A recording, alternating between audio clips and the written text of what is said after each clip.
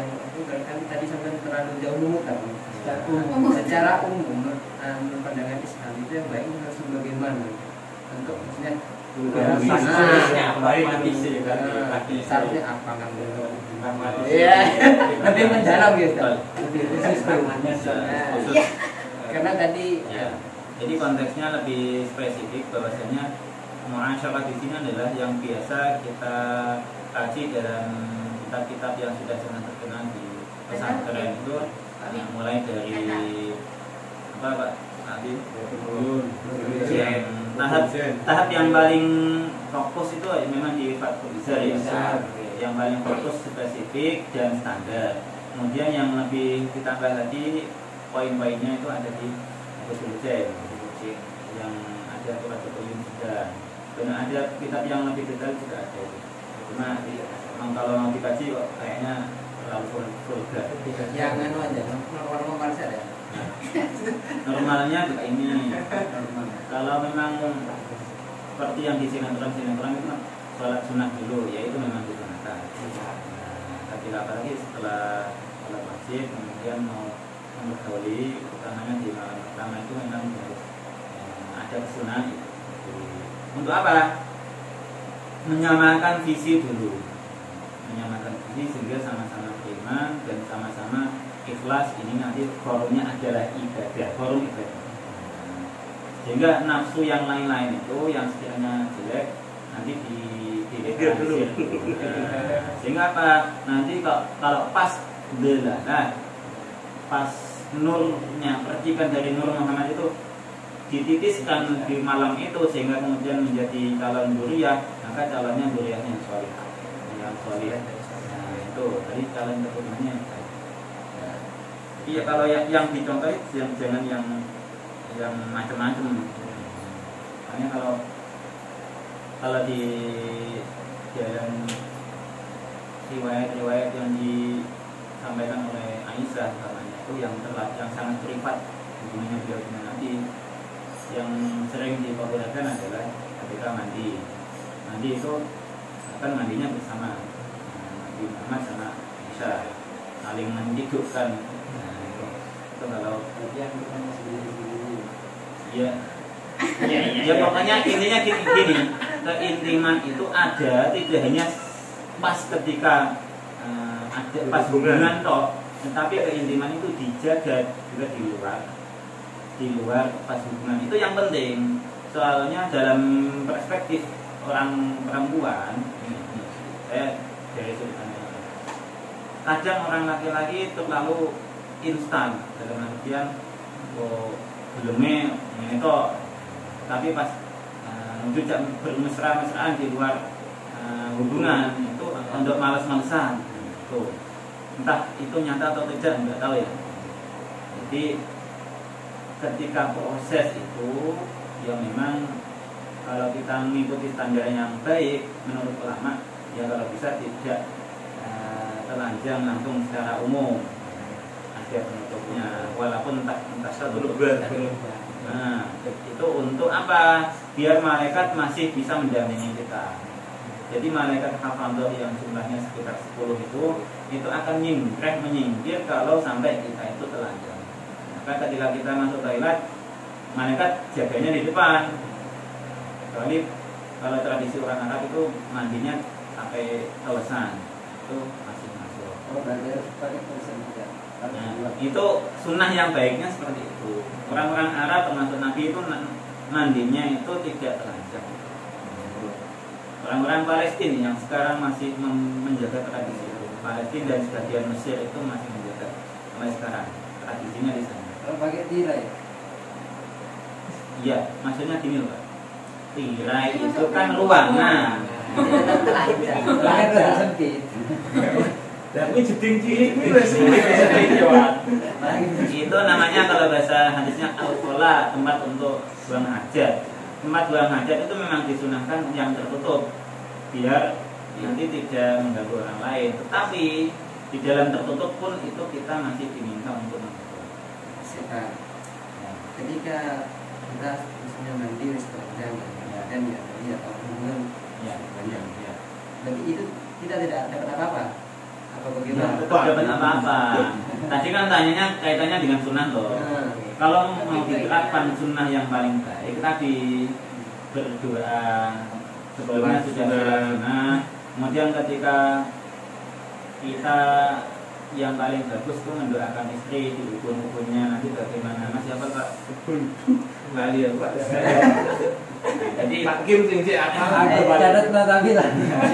nah ini yang makanya kemudian banyak para istri yang kemudian memberontak itu karena nggak pernah didoakan suaminya. Bahaya. Sebenarnya doa ada kita harus sambil ingat-ingat. Yang diingat-ingat cuma Allah majanibna toh. Itu pun kadang ajeng kalap ya lali. Alhamdulillahilladzi. Yang paling sederhana itu Allah marzuqni minha marzuqni. Itu yang paling kalau yang paling mudah diingat. Ya Allah, Allah marzuqni minha. Berilah rezekiku sebab dia. Warzuqha minis. Berilah rezekinya sebab aku. Nah, ini keintiman dalam doa toh. Karena kadang orang itu sebelum nikah itu rezekinya sedap. Tapi sesudah nikah tambah banyak. Bukan karena dirinya tapi yang mengundang pasangannya. Ada diberikan ke pasangannya. Ya, bentuk syukur Pak. Karena penyebab. Jadi penyebab. Benar sampai nol itu Pak. Nah, Benar sampai nol itu benar. Kenal deh. Kan Telung puluh. lombok itu. Ya Allah, Aku mah ya oleh tuh. tapi sing warsuga mimin warsuga mimin hari. Kemudian kalau mau ditambah yang lebih banyak, Allahumma inni as'aluka khairaha wa khaira ma ja'altaha. Kami tahu kan. Ini kan ahli teori Pak. Tinggal prakteknya dia. Teoritisnya sudah, Teorinya sudah. praksisnya. Jadi Tapi Allah tahu kalau sampai bikin rapi itu tak habis gitu. Kabel lah. Jadi Allahumma inni as'aluka khairaha itu kita meminta sejelek-jelek ini saya nggak mendoakan yang istri yang jelek ya. Semungkin dia punya potensi untuk jelek, tapi ketika kita sudah mengikhlaskan, suami sudah ridho, ini akan sangat berpengaruh sekali terhadap karakter istri. Ini as'aluka khairaha wa khaira ma ja'altaha alaihi. Berarti ketika sudah dinas aslinya si istri ini agak melenceng, ternyata kedapatan barokah doa kita, pendampingan kita, akhirnya tulang yang bengkok mau tambah bengkok itu tidak jadi tambah. Jelas kan. Barokah doa dan itu dilakukan sesering mungkin, utamanya sebelum perang tadi. Tuh, sebelum perang. Tuh, jadi kemudian ditambah Allahumma jannibna syaiton. Dan ini dua, kalau saya menganalisis doa yang untuk pasangan ini selalu dua kutub dalam artian dari tadi ya. Allahumma marzuqni minha warzuqni minni. Kemudian yang dua tadi, ini as'aluka khairaha, tidak hanya kebaikannya, tapi yang kebaikan mengundang kebersamaan. Tadi yang terakhir tadi, Allahumma jannibna syaiton, jauhkanlah kami dari setan, wa jannibi syaiton razaqtana. Jauhkanlah setan itu dari yang rezeki yang dari Allah kasihkan kepada kita, termasuk rezeki yang dikasihkan Allah kita yang akan terjadi itu. Jadi kalau sudah seperti itu, berarti setan itu nggak mau macam-macam. Sudah ada takdirnya itu. Kita tinggal diskusi. Itu ketika keluar itu ada bacaan. Oh iya, banyak. Iya kan? Iya betul. Itu kenapa yang itu disunahkan dibacanya dalam hati, bukan dalam lisan, karena masih masuk Al-Qur'an. Masih masuk Al-Qur'an. Maka di syariatnya lebih disunahkan dalam hati. Pertama, karena itu posisi junub. Kedua, karena etika dalam simak memang disarankan tidak ngomong. Masalah nanti ada irama-irama yang lain itu urusan panjenengan. Ya. Irama apa? Jadi berbeda dengan tradisi orang-orang yang non muslim yang mungkin katanya itu dilepas saja. Kalau ada emosi-emosi apa dilepas dalam bentuk suara-suara. Ya kalau kita tradisinya dalam Islam, suara itu ditahan bukan dalam rangka menahan emosi, tetapi karena ini adalah forum ibadah. Sehingga Harus etikanya khusyuk, kita menikmati kekhusyukan. Khusyuk, tapi katanya kalau lebih lepas itu lebih nikmat. Ya monggo, ini perspektif Tapi masing-masing. tidak apa-apa gitu ya. Tidak apa-apa. Tidak Loh, bisa ya. kalau kita kilatkan itu sebagai perang, macam-macam kreativitas perang kan beda-beda. Ada yang pakai bagaimana caranya. Nggih panah, nggih pedang, nggih apa. Boleh. Gelut, gulat. Orang ya men. Jadi karena ini konteksnya adalah peperangan melawan hawa nafsu, yang mana nafsu itu selalu al-ammarah bisu. Ketika kita mengikuti secara kaidah yang ada, berarti kita tidak hanya dapat pahala perang, dapat pahala jima, masyaallah jauh kita, tapi kita juga dapat pahala ittiba bin nabi. Nah, ini sunnah lagi Pak. Itu mengikuti Nabi. Jadi yang dimaksud sunnah Rasul itu adalah pertama memang mengikuti hadisnya Nabi yang di situ perintahnya malam Jumat adalah punya ibadah yang pahalanya sekian. Ibadah di situ adalah mengikuti Nabi juga. Nabi etikanya seperti itu, sebagaimana disampaikan oleh khatim-khatim beliau dan juga istri beliau itu begini loh. Etikanya Nabi seperti ini, pernah disampaikan oleh Nabi juga. Nah, jadi kita mengikuti beliau dari qauliyahnya, hadis yang berupa lisan, dan juga fi'liyahnya, perbuatan. Ini kan berarti kita dapat dua sisi, kita mengikuti sunnah Nabi, sunnah Rasul. Itu yang dimaksud sunnah Rasul pada malam Jumat, qauliyah dan fi'liyah.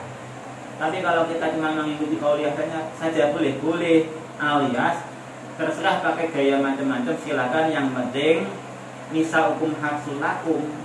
Dalam Islam tidak ada batasan gaya, metode pendekatan. Pakai bajak, pakai cangkul, pakai traktornya model piye terserah kan. Sehingga apa? Ketika ada sahabat pernah menyampaikan, loh, Nabi katanya kok kalau dalam tanda kutip dari belakang itu tidak boleh, itu tradisi Yahudi, katanya itu mewariskan sifat apa dan lain, dan sebagian memang dikutip dalam kitab-kitab Taurat ya. Jadi aslinya Nabi itu membebaskan umatnya agar apa, tidak terkekang sebagaimana orang-orang non-Muslim. Contoh ya, orang yang Kristen yang sekarang diadopsi oleh Katolik ya, itu kan ada tradisi rahbaniyah yang itu adalah rohib, pendeta, mereka tidak menikah, yaitu mereka cari gara-gara sendiri kan. Jadi dalam syariat yang aslinya dari Nabi Musa, dari Isa kan itu tidak ada. Cuma mereka ingin lebih dekat kepada Allah, akhirnya mengharamkan dirinya untuk nikah. Akhirnya dianya sendiri yang kena akibatnya. Mengingkari sunnatullah berupa kebutuhan jasmani dan rohani. Karena Nabi memfasilitasi dengan kaidah teori yang umum tadi, bisa hukum harsunakum. Jadi Quran seperti itu. Jadi bagaimana bencananya terserah. Cuma ketika tadi konteksnya adalah malam Jumat dan itu adalah malam yang makbul karena sayyidul ayyam, kita ibadahnya sekalian khusyuk, ittiba bin Nabi, tidak hanya qauliyah saja, tapi fi'liyah, etikanya Nabi ketika berjima itu bagaimana. Itu malam Minggu. Saya malam Senin. Ada lagi monggo kalau ada masih ada waktunya. Kawan, rupanya diskusi ini sangat menarik, apalagi tentang Macam-macam. syuruhun bil ma'ruf tadi, baik secara lebih sempit ataupun lebih luas. Tapi karena malam ini juga Sayyidul Ayyam, maka saya kira saya cukupi di sini dulu untuk diskusi ini. Nanti akan dibahas secara off the record yang lebih, karena malam Jumat, jadi saya juga ingin mengamalkan Allahumma rzuqni minha Apa? Warsubha Mini. Sampai jumpa lagi di lain waktu. Assalamualaikum warahmatullahi wabarakatuh. Waalaikumsalam warahmatullahi wabarakatuh. Apakah artinya kita diusir? Oh tidak. Ya ini malah bebas lah kok.